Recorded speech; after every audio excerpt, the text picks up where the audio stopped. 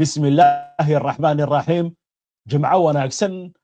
وصدح ذا بشا جولاي سنة لبكن لباتنية لح أو كوباغن سيديد يطبنك بشا محرم سنة كن أفر بغلا فرتنية سيديد تاريخ ذا هجرية دا كسو دوادا مركله إيا برامجكي ورارك مانتا قضبدا ندين كوغوها إننا وحا كمدا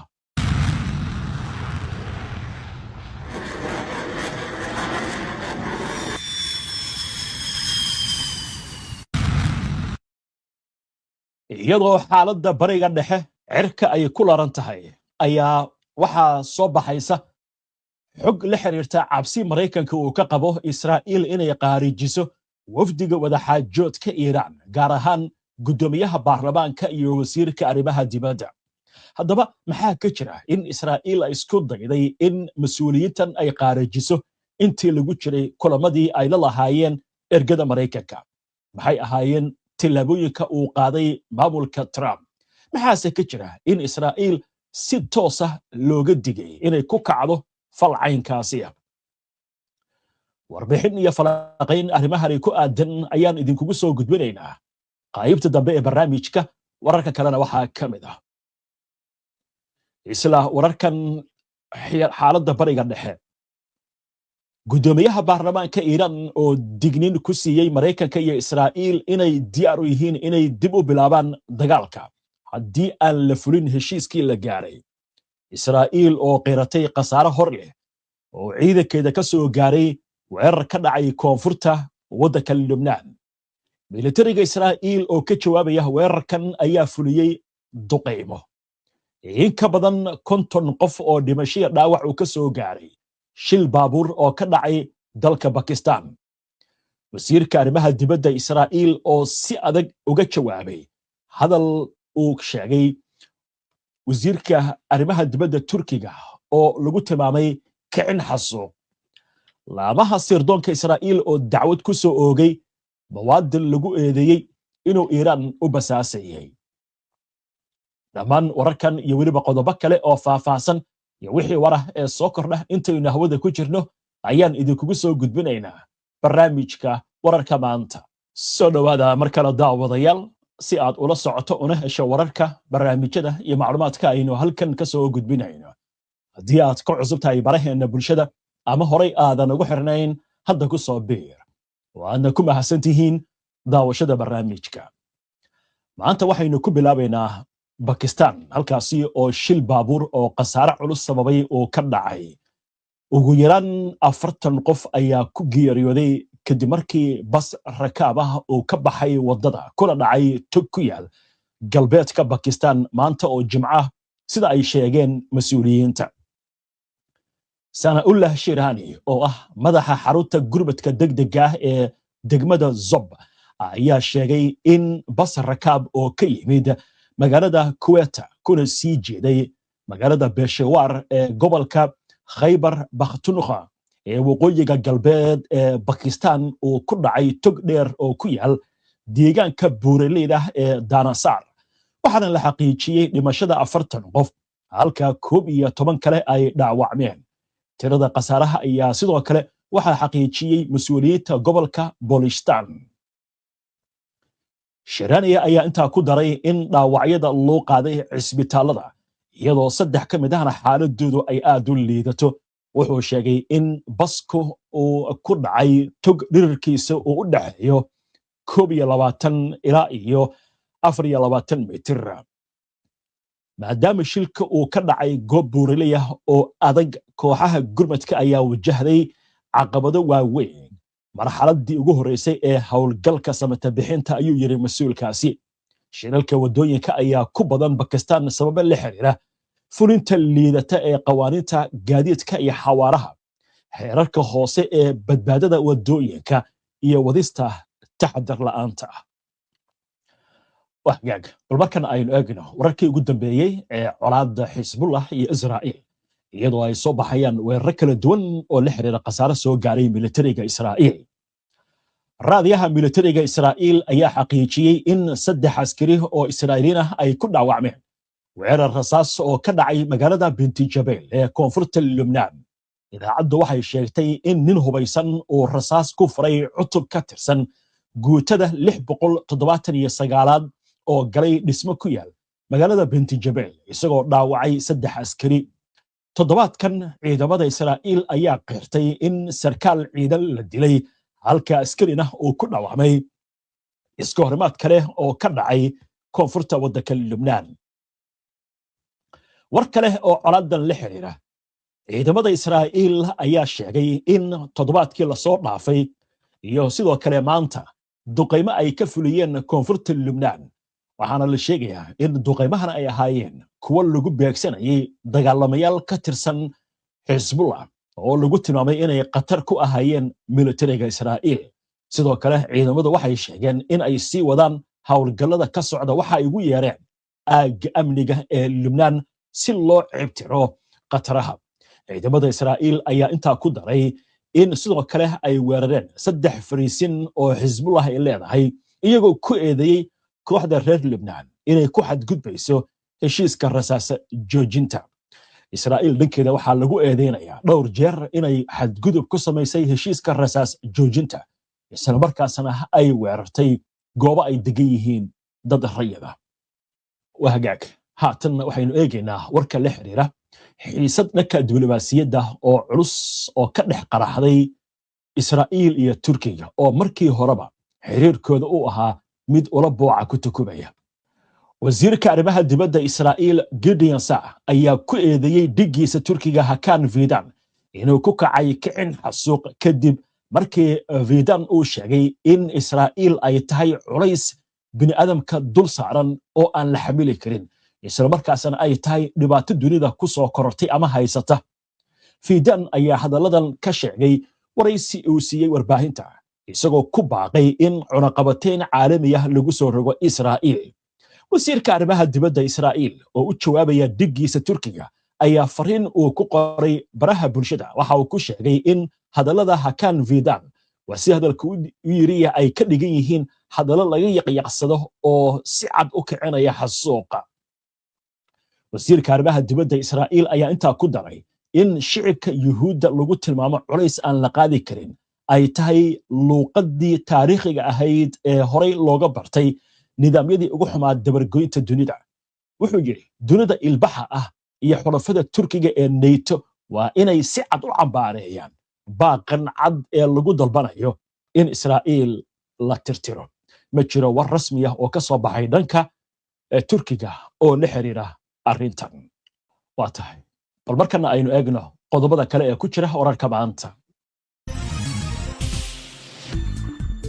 warbaahinta dowladda Syria ee al-akhbaariya ayaa maanta sheegtay in 2 xubnood oo ka tirsan waxa ay ku tilmaamtay kooxo fallaagaha lagu dilay halka 12 kalena ay ku dhaawacmeen gobolka Suwaydiya xilli ay isku dayeen in ay weeraraan fariisimaha ciidamada ammaanka ee gudaha Jidda Talxadiid ee baadiyaha galbeed. telefishinka ayaa sidoo kale soo xigtay ila amni oo aan la magacaabin oo sheegaya in kooxo sharci darro ah oo watay qoryaha dardoriga u dhaca ay weerareen fariisimaha ciidamada ammaanka ee gudaha gobolka. arrintan ayaa ku soo beegmaysa iyadoo ay jiraan xiisado amni oo ka taagan qaybo ka mid ah Suwaydiya, halkaasi oo muddooyinkii u dambeeyay ay ka dhacayeen weeraro isdaba joog ah oo lagu qaadayay fariisimada ciidamada roondooyinka samaynaya iyo kuwa hay'adaha ammaanka. xagga Israa'iil, nin 21 jir ah oo degan magaalada Qudus ee la haysto ayaa lagu soo oogay dacwad la xiriirta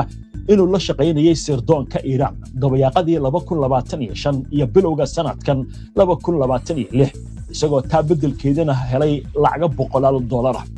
Eli Levon ayaa lagu eedeeyay inuu si ulakac ah u fuliyay hawlo ay u direen 2 qof oo lagu kala magacaabo Sina iyo Aliskandar, kuwaasi oo la sheegay inay u shaqaynayeen sirdoonka Iiraan, isagoo lacag ku qaatay $100 ah. sida dacwad oogayaashu ay u soo gudbiyeen xeer ilaaliyaasha degmada Qudus. sida dacwadda lagu sheegay, Levon ayaa sawirro ka qaaday xarunta basaska ee magaalada Qudus, qaar ahaan qaybta dhexe iyo dhismo ku yaal magaalada Bukharim.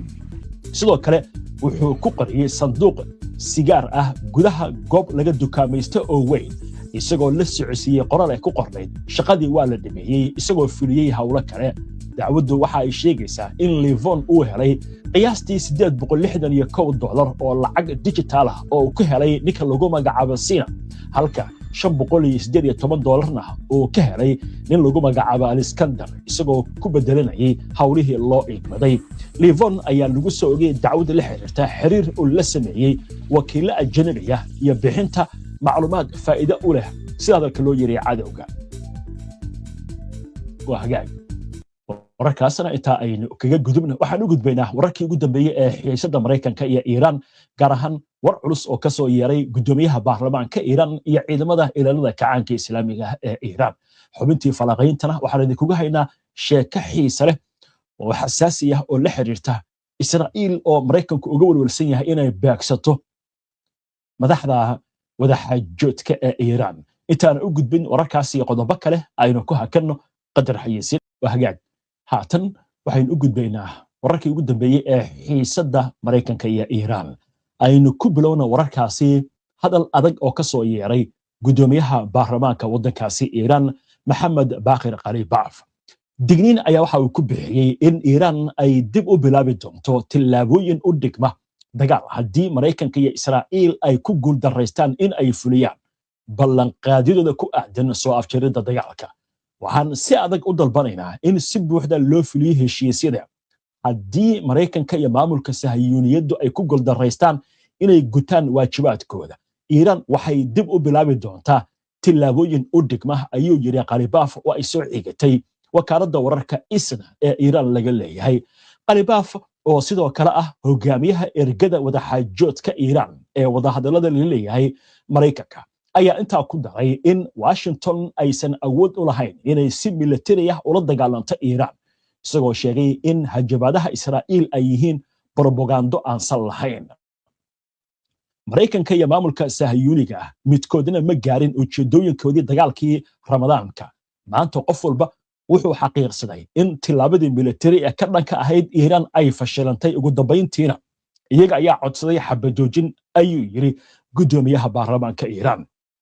dhinaca kale iyadoo ay bilowdeen wareeg kale oo wadahadallo farsamo u dhaxeeya Iiraan iyo Mareykanka, gudoomiyaha baarlamaanka Iiraan Maxamed Baaqir Qalibaaf ayaa carabka ku adkeeyay in dalkiisa uusan ogolaan doonin in Mareykanku faragelin ku sameeyo marinka Hormuz.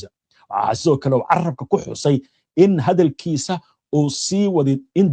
uu sii wadi doono hirgelinta hanaanka maraakiibta ee marinka Hormuz, isla markaasna uu la tashan doono dalalka ku yaala biyahaasi. ilo xogogaal ayaa shaaca ka qaaday in Washington ay u sheegtay ergada Iiraan in ku adkaysiga maamulka marinbiyoodka muhiimka ee Hormuz iyo ku soo rogista khidmada laga qaado maraakiibta ay taasi halis gelin karto wadahadallada. maamulka Mareykanka ayaa isku dayay inuu ku qanciyo Iiraan inay ka tanaasusho dalabkaasi, iyadoo taa beddelkeedina la siinayo dhaqaale, taana ay ku xigi doonto cunaqabataynta oo laga qaado iyo dhoofinta shidaalka Iiraan oo si xor ah u dhoofsan karto. waxaa kaloo wararka ka mid ah ciidanka ilaalada kacaanka Islaamiga ah ee Iiraan magacooda loo soo gaabiyo IRGC ayaa maanta waxa ay sheegeen in ciidamadooda oo ay weheliyaan ciidamada qalabka sida ee dalku ay ku jiraan heegan sare iyagoo toos uga amar qaadanaya hogaamiyaha sare Mujtaba Khamenei. taliska ciidamada IRGC ayaa uga digay waxay ku tilmaameen cadowga in xisaab kasta oo qaldan oo ay sameeyaan ay la kulmi doonto jawaab ka adag kana burbur badan oo ay bixin doonaan ciidamadooda. dhanka Mareykanka, madaxweynaha Mareykanka Donald Trump ayaa waraysi uu siiyey telefishinka CNBC ee Mareykanka laga leeyahay waxa uu ku andacooday in awooddii militari ee Iiraan ay dhammaatay, isagoo ku tilmaamay wararka warbaahinta ee sheegaya in Iiraan ay guuleysatay ay yihiin kuwa aan sax ahayn. waa hagaag haatan waxaynu soo gaarnay xubintii falaqaynta oo aynu aalaaba ku soo qaadano macluumaadka iyo xogaha ay bixiyaan khubarada arrimaha militariga, arrimaha ciidamada, istiraatiijiyadda dagaalka, sirdoonka, diblomaasiyadda iyo sidoo kale arrimaha caalamka. sidoo kale warbixintan waxaynu ku gorfaynaa ama aynu ku soo qaadanaa waxyaabaha waaweyn ee warbaahinta caalamku ay qorto ama ay daabacdo. xogtan ama xubintan maanta waxaan idinkugu soo gudbinaynaa waxaa maantay soo baxday xog xasaasiya oo la xiriirta Israa'iil inay isku dayday inay qaarijiso wafuudda Iiraan uga qayb galaysay wadahadallada Iiraan ay la lahayd Mareykanka. waxaa si gaar ah loo tilmaamay gudoomiyaha baarlamaanka Iiraan maxamed baaqir qalibaaf oo ah ninka madaxda u ah wafdiga wadaxaajoodka iyo wasiirka arrimaha dibadda cabaas caraaqji waxaana warkan uu tilmaamayaa in arrintan walaac weyn ay ku abuurtay maraykanka haddaba goorme ayay israa'iil damacday inay fuliso hawshaasi weli arrintaasi miiska ma saaran tahay sidoo kale waxaa soo baxay war sheegaya in bakistan warkan ay ka war heshay gaar ahaan sirdoonkooda ayna ku wargeliyeen maraykanka haddii israa'iil tilaabadaasi ay qaado iiraan markaasi inaysan arrintu keliya ku ekaan doonin waa haddii falkaas uu ka dhaco gudaha waddanka bakistan warbixin ay daawacday mid ka mid ah wargeysyada ka soo baxa waddankaasi maraykanka waxaa halkan ka soo jeedinaya wariyahayaga cabdifataax mawlid xaaji cabdi wargeyska New York Times ayaa ka soo xigtay saraakiil Mareykan ah oo sheegay in Israa'iil laga yaabo inay qorsheenaysay dilka madaxda ugu sareysa wafdiga wadaxaajoodyaasha Iiraan xilli Washington ay waday wadahadallo xasaasi ah oo ila lahayd Tehran si loo gaaro heshiis nabadeed oo ku meel gaar ah saraakiisha Mareykanka ayaa ka cabsi qabay in isku day kasta oo Israa'iil ku doonayso inay ku disho gudoomiyaha baarlamaanka Iiraan Mohammed Baqir Qalibaaf ama wasiirka arrimaha dibadda Abbas Araghchi oo burburin karo wadahadallada nabadda dilka hogaamiyaasha sare ee Iiraan ayaa qayb ka ahaa istiraatiijiyadda Israa'iil tan iyo bilowgii dagaalka balse walaaca Mareykanka ee ku aadanaa bartilmaameedsiga mas'uuliyiin gaar ah oo Iiraani ah ayaa sii kordhay intii lagu jiray wadaxaajoodadii xasaasiga ahaa ee xabad joojinta kuwaas oo bilowday bishii Abriil sida ay sheegeen saraakiisha la hadashay New York Times Washington waxay gaartay heer ay dalal kale oo gobolka ah ka codsato inay Iiraan uga digaan suurtagalnimada in Israa'iil bartilmaameedsato Qalibaaf iyo Araghchi iyada oo ka cabsi qabta in isku day lagu khariijiyo labadan mas'uul uu carqaladeyn karo wadaxaajoodyada saraakiisha Mareykanka ayaa qiray in intii uu dagaalku sii xoogaysanayay Qalibaaf iyo Araghchi iyaga oo ah saraakiil sare oo ka tirsan dowladda ay ahaayeen bartilmaameedyo sharci ah oo Israa'iil u aragtay maadaama ay doonaysay inay meesha ka saarto dowladda Iiraan kadib markii wadaxaajoodadu si dhab ah u bilowdeen bishii Abriil saraakiisha Mareykanku waxay rumaysnaayeen in isku day kasta oo lagu khaarijinayo labadan hogaamiye oo Iiraani ah uu soo afjari doono wadaxaajoodada isla markaana uu horseedi doono dagaal dib u qarxa wargeyska New York Times ayaa ka soo xigtay sarkaal Mareykan ah iyo sarkaal ka tirsan dalalka bariga dhexe in maamulka madaxweynaha Mareykanka Donald Trump uu qiyaastii bishii Maarso ogaaday in ugu yaraan Qalibaaf uu ku jiray liiska bartilmaameedyada Israa'iil isla markaana uu Israa'iil ka dalbaday in aan la bartilmaameedsan waxaa sidoo kale wargeysku soo xigtay saraakiil Iiraani ah oo sheegay in Qalibaaf si mucjiso ah uga badbaaday dhimasho 2 jeer mar intii uu socday dagaalkii 12 maalmood ee Juun 2025 iyo mar kale dagaalkii sanadkan ay bilowday bishii Febraayo markaas oo Israa'iil ay bartilmaameysatay kulan qarsoodi ah oo ay lahaayeen saraakiil sare oo dowladda ah oo ka socday hooy dhulka hoostiisa ah oo buur hoosteeda ku yaalay waxay xuseen in Qalibaaf laga soo badbaadiyay burburka labada dhacdoba xilida damaanad qaadiyo bishii Abriil Qalibaaf waxaa loo qorsheeyay inuu u safro Islamabad si uu la kulmo madaxweyne ku-xigeenka Mareykanka JD Vance balse saraakiisha amniga Iiraan ayaa muujiyay walaac ah in Israa'iil ay fursadaas uga faa'iideysan karto inay ku qaarijiso isaga ama Araghchi si ay u carqaladeyso wadahadallada sida ay sheegeen saraakiishu waxay sheegeen in Iiraaniyiintu ay damaanad qaadyo ka dalbadeen Mareykanka iyaga oo adeegsanaya dhexdhexaadiyaasha Pakistan iyo Qatar si loo xaqiijiyo in Israa'iil aysan fulin doonin howlgallo qarsoodi ah oo lagu bartilmaameedsanayo wafdiga Iiraan diyaaradaha dagaalka ee Pakistan ayaa galbiyay diyaaradaha Iiraan kuwaas oo siday wafdi ka koobnaa in ka badan 70 mas'uul oo Iiraani ah laga bilaabo markii ay ka soo galeen hawada Pakistan xadka ay la wadaagto Iiraan ilaa ay ka gaareen Islamabad kadibna waxay mar kale sii raaceen duulimaadkii dib ugu laabtay xadka Iiraan kulanka kadib sida uu qoray wargeysku sida ay sheegeen saraakiishu khatar amni oo dhinaca Israa'iil ah ayaa soo baxday intii lagu jiray safarkii dib loogu noqday Tehran kadib wadaxaajoodada halkaas oo ciidamada ammaanka Iiraan ay ku wargeliyeen diyaaradii siday Qalibaaf inay heleen xog sirdoon oo muujinaysa in Israa'iil qorsheynayso inay weerarto diyaaradda isla markaana laba diyaaradood oo dagaal oo Israa'iili ah ay galeen hawada Iiraan iyaga oo ka soo gudbay xadka galbeed ee u dhow Ciraaq waxay xaqiijiyeen in diyaaradii ay degitaan degdeg ah ku samaysay magaalada Mashhad halka wafdigii Iiraan uu dhulka ku soo safray muddo ku dhow 8 saacadood si ay ugu laabtaan Tehran sarkaal Israa'iili ah oo la hadlay warbaahinta Israa'iil gaar ahaan telefishinka I24 News oo ka jawaabayay warbixinta New York Times ayaa yiri marka Israa'iil ay rabto inay cid kasta disho way dishaa ma jiro wax war ah oo ka soo baxay Mareykanka ama Iiraan oo la xiriira warbixinta wargeyska New York Times uu daabacay Cabdi Fataax Muriid Xaji Cabdi HBN Online TV وهجاج عبد الفتاح ومحسن هي أو حبيتي فرقينتها إنه سو جود بناي حبيتاس أيا جود بيسي برنامجك وأنا كم حسنتهين دا وشدة برنامجك سياد ولا صعته ورركه برنامجك يا معلوماتك أي نسو جود بنا haddii aad ku cusub tahay baraheena bulshada ama horay aadan ugu xirnayn hadda ku soo biir waa inoo barnaamijka xiga insha Allah inta ka horeysa nabadgelyo